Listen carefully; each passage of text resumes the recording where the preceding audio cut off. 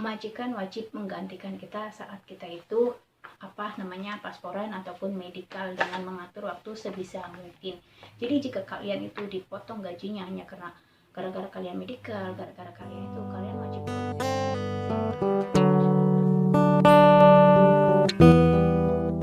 teman-teman, selamat siang semuanya, welcome to back my channel.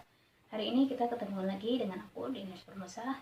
Gimana kabar kalian hari ini? Semoga semuanya dalam keadaan sehat selalu dan baik-baik aja ya guys. Untuk teman-teman semuanya dimanapun berada, jangan lupa untuk selalu jaga kesehatan kalian ya. Nah, di video kali ini aku mau sharing sama kalian tentang poin-poin yang sangat penting yang sering terabaikan ya di dalam perjanjian kontrak kerja kita ya. Di luar sana itu banyak sekali teman-teman kita yang ngeluh ya karena nggak dikasih uang cuti tahunan, ada juga yang ngeluh nggak dikasih liburan, ada juga yang ngeluh nggak dikasih sarapan, ada juga yang diberi makanan yang tidak layak dimakan, sehingga kita harus mengeluarkan gaji kita sendiri atau modal duit sendiri untuk beli makanan gitu guys ya.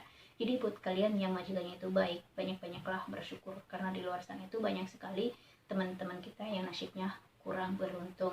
Tapi jika kita coba untuk buka lembaran perjanjian kontrak kerja kita, di situ banyak sekali pasal-pasal tentang hak dan kewajiban antara kita berdua, yaitu majikan sama kita guys ya. Di situ banyak sekali ya hak-hak kita ya. Itu lembar perjanjiannya itu seperti ini ya. Nih kayak gini kertasnya. Nah ini itu ada 4 lembar, 1 2 3 4 ya, ada 4 lembar dan ini ditulis dengan bahasa Indonesia sama bahasa Mandarin. Otomatis majikan juga tahu tentang apa isi di dalam perjanjian kontrak kerja ini guys. Dan di belakangnya itu ya, nih paling belakang itu ditandatangani oleh aku ya di sini. Terus dikasih stempel jari ya, cap jempol. Terus di sini juga ada nama majikan aku ya. Nih di sini juga ada incangnya dia, stempel dia ya. Nih karena orang Taiwan itu nggak pakai tanda tangan tapi pakainya itu incang ya, stempel. Di sini juga ada stempel kantor agensi aku ya. Nih di sini nama sekaligus alamatnya gitu guys di sini. Dan di sini juga ada cap biru, itu cap dari KDI ya.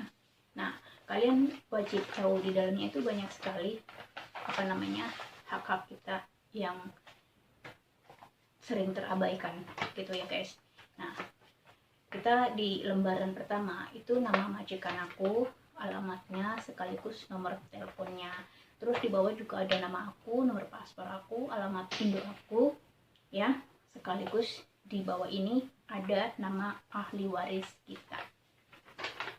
Terus kita buka lagi lembaran berikutnya. Nah ini adalah perjanjian kontrak kerja kita sama majikan selama 3 tahun. Tapi kita juga bisa memutuskan kontrak kerja kita tanpa harus 3 tahun jika majikan kita itu tidak mampu untuk menggaji kita. Jika majikan jika pasien yang kita jaga itu meninggal, kita juga bisa memutuskan dengan mencari majikan baru atau pasien baru ya gitu. Itu bisa memutuskan. Dan kita juga bisa memutuskan lagi jika majikan kita itu main tangannya gitu kan, kekerasan atau pelecehan gitu kan ya. Terus kita juga bisa memutuskan jika kita itu dipekerjakan tidak sesuai dengan job ya. Jadi tanpa harus 3 tahun, tapi kalau majikannya baik ya sesuai dengan itu ya wis dijalani baik sampai 3 tahun ya guys.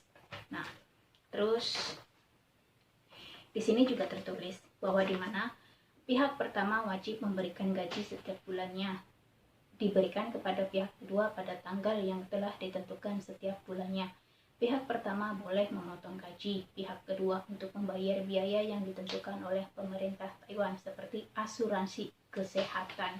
Jadi gaji itu sebenarnya harus diberikan kepada kita semua tanpa harus ada potongan bla bla bla bla bla, karena dimana potongan kita itu hanya bayar asuransi kesehatan aja sama biaya service agency kalau kita pakai agency guys gitu.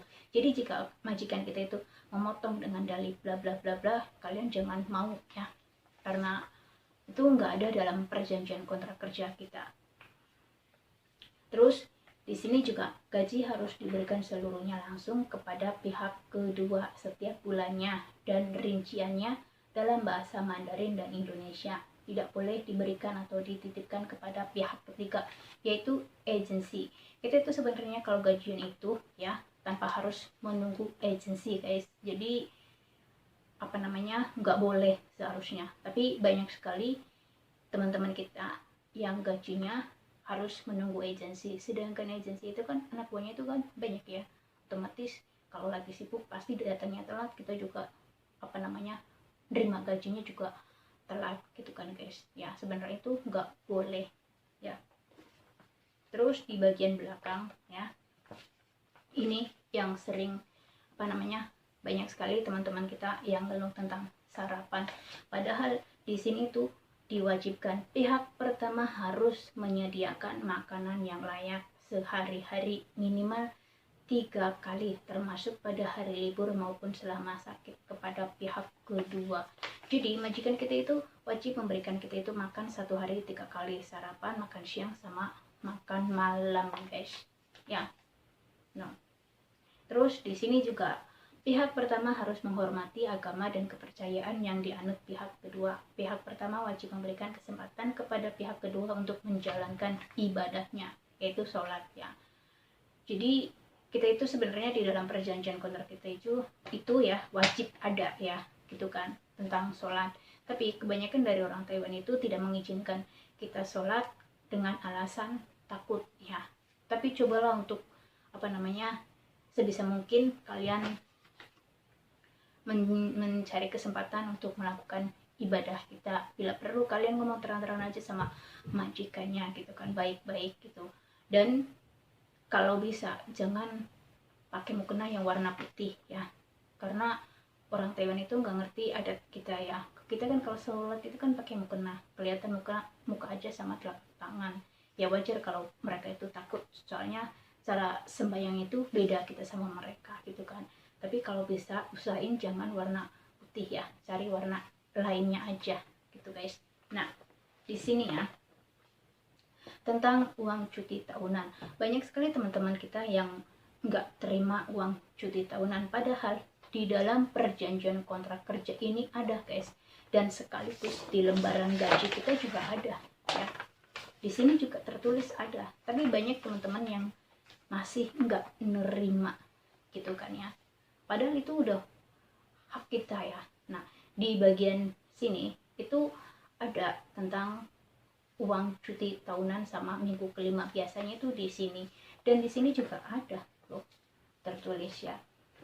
Setelah pihak kedua bekerja genap 1 tahun, di bawah 3 tahun, setiap tahun pihak pertama wajib memberikan pihak kedua 7 hari cuti tanpa memotong gaji atas persetujuan pihak kedua dapat diganti dengan uang yang besarnya 566 dikali 7 hari dan diberikan langsung kepada pihak kedua.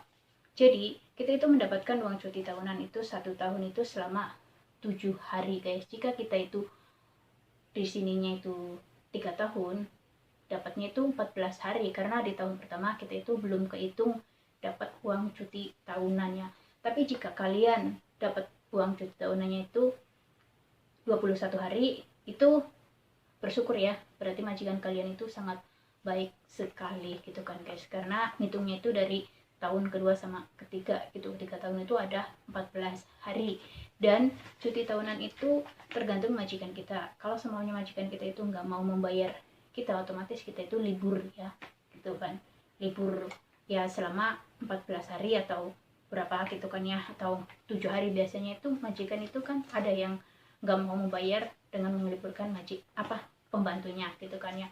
Tapi jika semuanya kita itu nggak libur, kita itu dapat duit ya. Dan di sini ya tentang medical atau pasporan guys ya. banyak sekali teman-teman kita ketika pasporan, ketika medikal itu dipotong 1 hari kerja. Di sini kalian itu wajib berontak sama majikan kalian. Kenapa? Karena dalam perjanjian kontrak kerja juga majikan wajib menggantikan kita saat kita itu pasporan ataupun medikal dengan mengatur waktu sebisa mungkin. Jadi jika kalian itu dipotong gajinya hanya karena gara-gara kalian medikal, gara-gara kalian itu, kalian wajib protes ya. Jangan mau guys, karena apa? Itu adalah kewajiban yang harus kita lakukan, bukan liburan ya. Jadi jangan mau guys. Dan di sini juga banyak sekali tentang pasal-pasal lainnya. Dan kita juga bisa memutuskan kontrak kerja kita tanpa harus 3 tahun. Jika majikan kita itu tidak mampu membayar kita, jika pasien yang kita jaga itu meninggal, jika majikan kita itu melakukan kekerasan, atau jika majikan kita itu mempekerjakan kita tidak sesuai dengan job. Cobalah kalian ya yang merasa nggak dapat hak-hak seperti itu, kalian wajib untuk protes sama majikan kalian ya. Mintalah. Biasanya kalau masalah uang cuti tahunan atau minggu kelima itu tertera di dalam slip gaji kita, masalah minggu kelima. Tapi kalau semuanya selama 3 tahun kalian itu nggak mendapatkan yang namanya minggu kelima, ketika kalian finish, kalian itu wajib minta ya. Begitupun dengan uang cuti tahunan. Cuti tahunan, jika kalian itu setiap tahunnya nggak terima duit gitu kan ya, ataupun nggak terima liburan ya, kalian wajib meminta gitu kan ya. Soalnya cuti tahunan itu ya ngasihnya itu beda-beda, ada yang tiap tahun, ada juga yang nggak dikasih liburan ada juga yang gak dikasih uang cuti tahunan.